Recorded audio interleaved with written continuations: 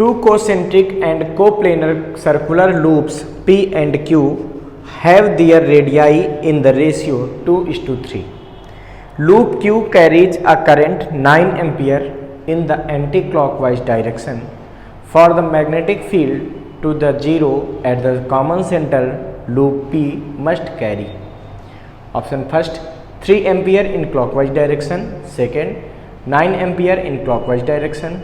Third, 6 ampere in anti-clockwise direction. और fourth, 6 ampere in clockwise direction. तो देखिए बच्चों, इस क्वेश्चन में हमसे कह रहे हैं कि दो कोसेंट्रिक कॉइल्स हैं। कोसेंट्रिक मतलब जिनमें कि दोनों के सेंटर क्या है, सेम। चाहे इस कॉइल की बात करो चाहे इसकी बात करो, दोनों सेंटर क्या है, सेम है। अच्छा, कह रहे हैं कि इनकी रेडियाई का रेशियो पी और क्यू की जो रेडियाई है, जो रेडियस है, इनका जो रेशियो है वो क्या दिया है हमको, 2:3। 2:3 होने का मतलब बेटा ये होता है कि अगर पहली रेडियस को आप 2r सपोज कर लीजिए तो दूसरी रेडियस यहाँ पे 3r हो जाएगी। ये स्मॉल r इसलिए लेते हैं कि मान करके चलते हैं कि रेशियो लेते समय कोई कांस्टेंट हो सकता है कट गया हो, इसलिए स्मॉल r का यूज किया गया। ठीक है, तो r1 अगर 2r है तो r2 क्या है बच्चों, 3r। r2 किसकी रेडियाई है, क्यू की। अच्छा, बहुत बढ़िया, ये R2 है बच्चों पूरी, और ये छोटी वाली रेडियाई ये R1 है।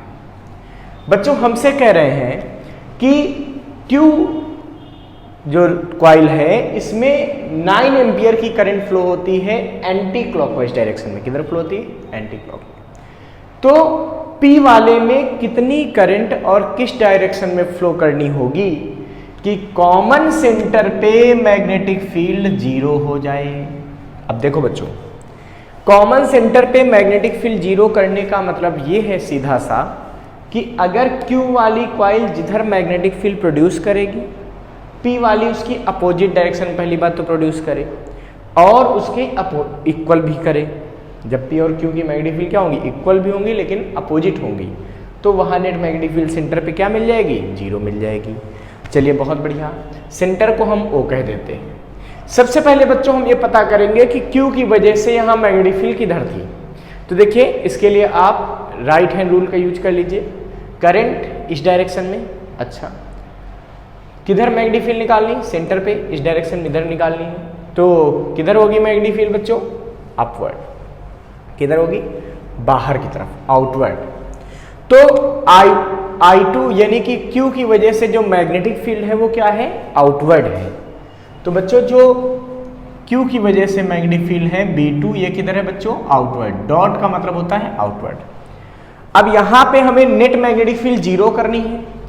इसका मतलब ये तो कंफर्म हो गया कि अगर इसकी मैग्नेटिक फील्ड आउटवर्ड है तो P की मैग्नेटिक फील्ड किधर होनी चाहिए, इनवर्ड। क्यों, क्योंकि अपोजिट मैग्नेटिक फील्ड ही एक दूसरे को खत्म करेंगी। तो P की मैग्नेटिक फील्ड क्या चाहिए, इनवर्ड। अब इनवर्ड के लिए हमको पता है कि हमको करंट किधर फ्लो करनी पड़ेगी, इसके अपोजिट डायरेक्शन में, तभी तो अपोजिट डायरेक्शन में हमको मिलेगी। यानी कि इसमें करंट फ्लो करनी पड़ेगी क्लॉकवाइज में। ठीक है, इसका मतलब P में जो करंट की डायरेक्शन होगी वो क्या होगी बच्चों, क्लॉकवाइज। मान लेते हैं कि इसमें I1 करंट फ्लो करते हैं, तो I1 की वैल्यू भी हमको फाइंड करनी है। चलिए पहला आंसर मिल गया, इसको लिख देते हैं कि direction of current in P coil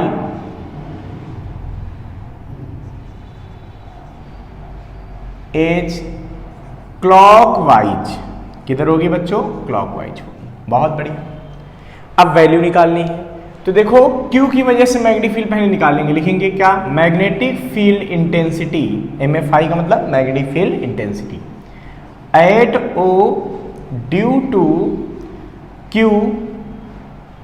coil. तो Q की वजह से कितनी होगी बच्चों, तो B2 बराबर ही आएगा μ0/2। भाई मैग्नेटिक फील्ड का फार्मूला क्या होता है सर्कुलर कॉइल का, μ0/2 I/R।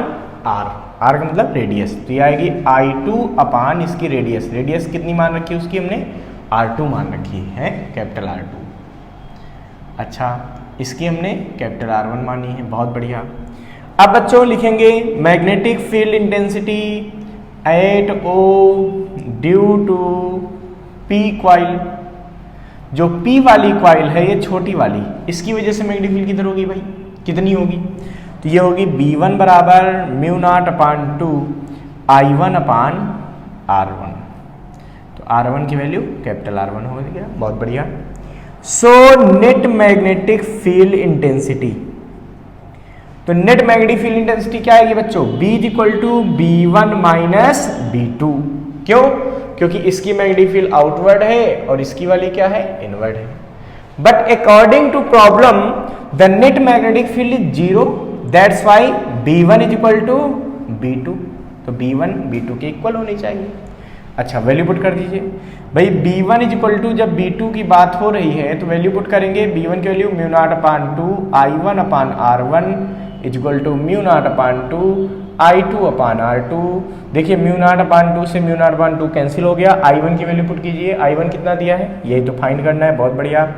अपान R1 कितना हमने मान रखा है? 2 स्मॉल r बराबर I2 हमको गिवन है। कितना गिवन है बच्चों? 9 एम्पियर अपान R2 कितना हो जाएगा इसके अकॉर्डिंग? 3 स्मॉल r से स्मॉल r कैंसिल, इसको इससे डिवाइड करेंगे 3 टाइम्स। तो I1 इज इक्वल टू, ये क्रॉस मल्टीप्लाई होगा 6 एम्पियर।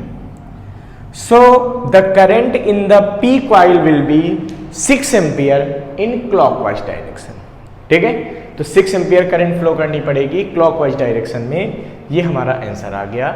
तब हमको कोस सेंट्रिक, मतलब दोनों जहाँ पे एक ही सेंटर थे, यहाँ पे नेट मैग्नेटिक फील्ड 0 मिलेगी, कॉमन सेंटर मैग्नेटिक फील्ड 0 मिलेगी। ठीक है, इसको फटाफट नोट कर लीजिए।